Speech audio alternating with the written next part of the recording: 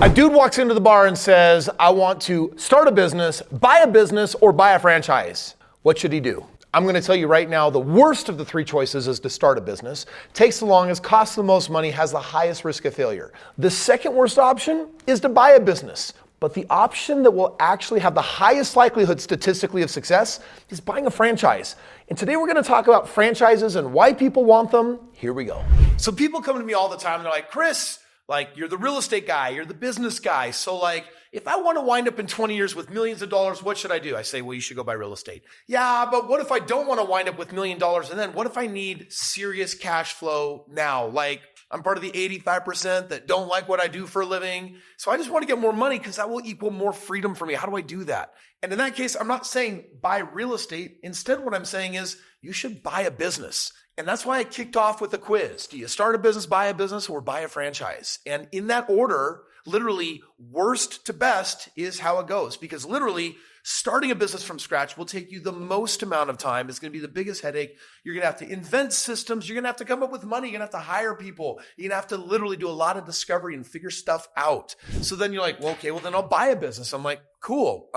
Buying a business is way smarter than starting a business. But you know what's cooler than buying a business? Buying a business that has been stamped out over and over and over again, where someone has said, oh, we have figured out the systems for everywhere and we've figured everything else out. And that's called a franchise. A franchise is kind of like a business in a box. Someone said, oh, I started a business a decade ago and I made it perfect. And then I started stamping out more of them and we tweaked it and we got it to work. And then we had this realization.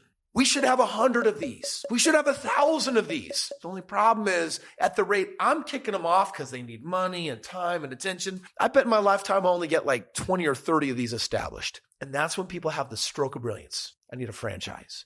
A franchise is basically saying, okay, why is it so slow to stamp out your company everywhere? Well, because you need money and you need to have managers, individuals that take that business and get it up and going. And it's shoot, I create a little franchise fee, a little buy-in price to get right into my business. And I have 100 people buy my franchise. And now I have 100 smart thinking human beings that are going to take ownership of each of those areas. And me as the franchisor says, well, here's the product. Here's the system. Here's how everything works. And literally I can help you all start 100 businesses all at once. A franchise is a legal and commercial relationship between the owner of a brand or a business model, the franchisor, and then an individual or an entity, which we call the franchisee, who's going to operate the business using the franchisor's support, resources, systems, etc. And when you look at the statistical chance of success, franchises, they take the cake and they win. So I got joining me today, Dave Nibley, who's the owner of Melty, a company that he got involved with 10 years ago that started the way most companies do. We're a sandwich shop, except we specialize in gourmet sandwiches. And they got so good at the game and their store became so successful, they said, we should do another one. And they did. And then they got another one and both were so successful. They said, I think we should franchise this. And then they started selling franchises.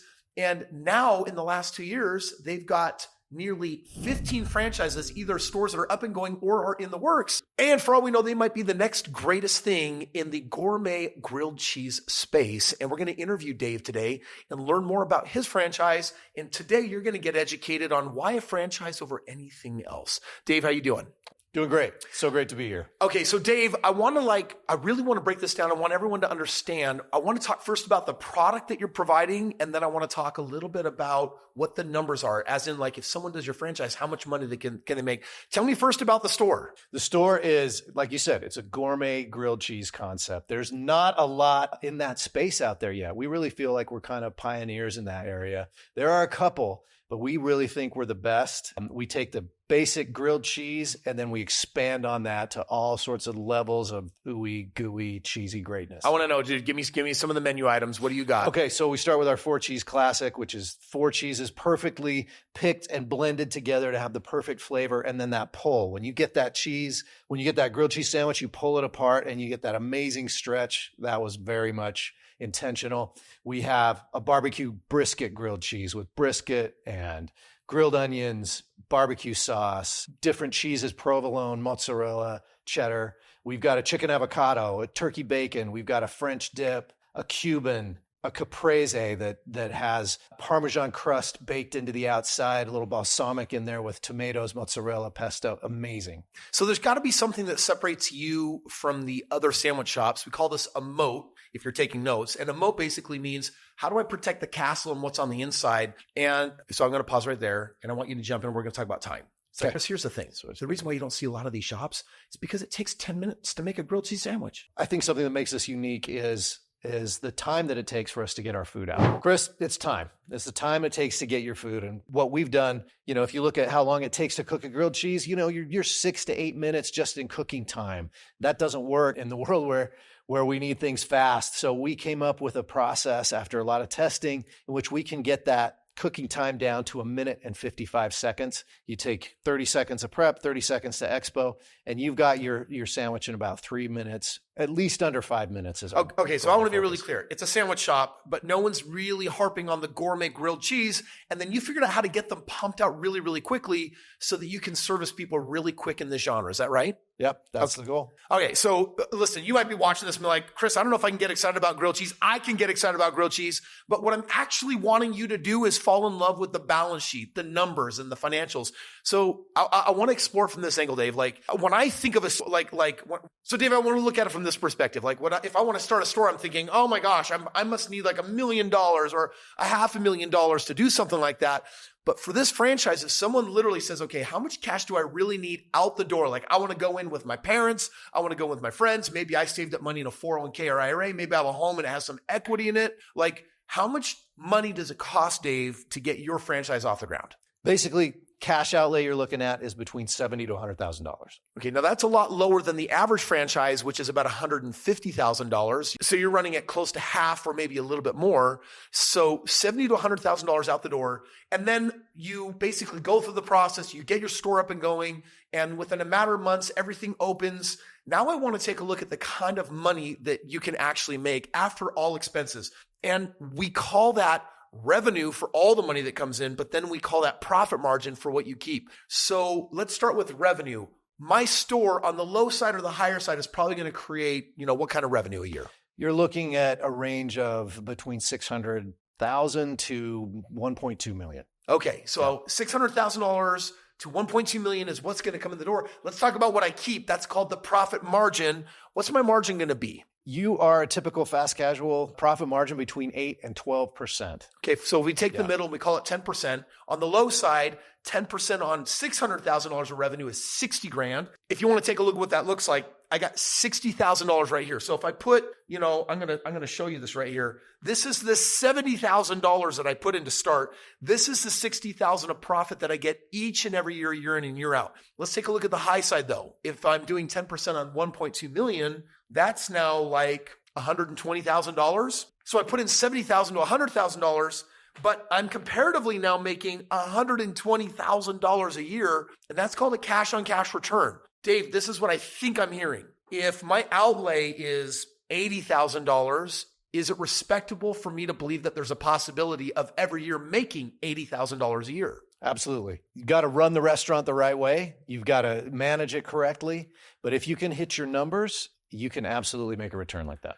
So basically, we're talking about 100% cash on cash return. I put $100,000 in, I get $100,000 back. I put $60,000 in, I get $60,000 back. And I get that every single year. And so let's talk for just a moment about Shaq, like the famous basketball player. While 60% of NBA players go broke after the end of their career, Shaquille O'Neal owns a total of 50 different brands and is worth over $400 million.